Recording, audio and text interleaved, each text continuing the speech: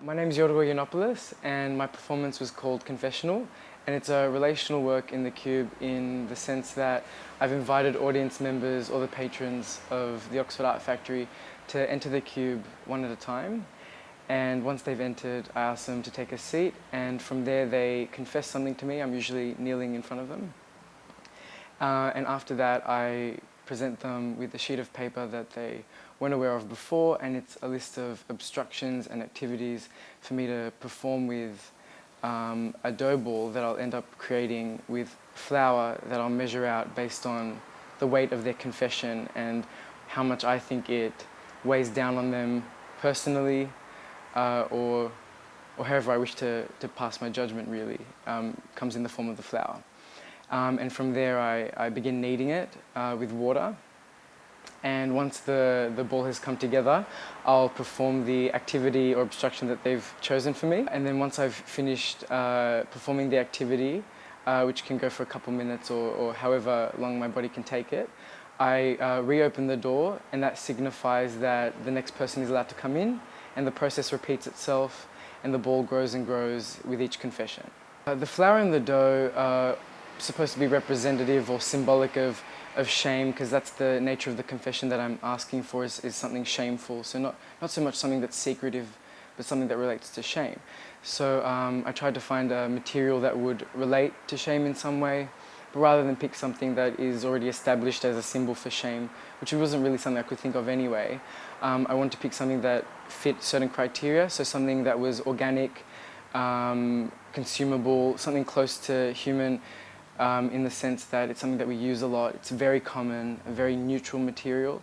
It has transformative and sculptural properties as well, in that when you add water it becomes a solid from something that's powder, and that kind of all. And then it's something you can knead as well. The kneading action was important because that's also quite symbolic and metaphorical of what's occurring. My interest in shame and guilt and ideas of the things that we keep inside of ourselves and are ashamed to express openly relates to the fact that these things can also act as a commodity in an exchange, and that's exactly what's happening in the performance, is that an exchange is occurring. And usually exchanges are commonly occur monetarily, and that's really easy, and we don't really pay much thought to things like that.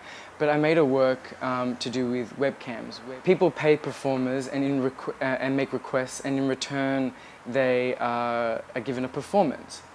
And in the work that I did with these sex webcams, I took money out of the equation and replaced it with confessions and ideas of shame. And that somehow made the people involved, the audience, more likely to question what they asked for, and made them question or made them realize what their shame maybe really meant, or made them look at it in a different way than something that is ephemeral and only occurs internally.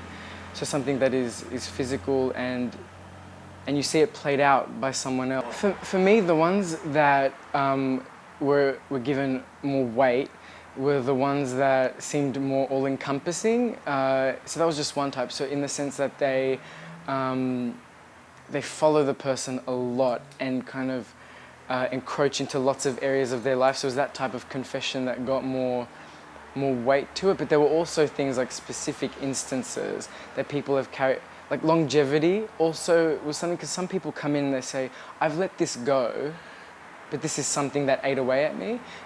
Whereas other people 30 years down the track say, well, this happened to me, or I did this when I was a kid and just didn't fit right.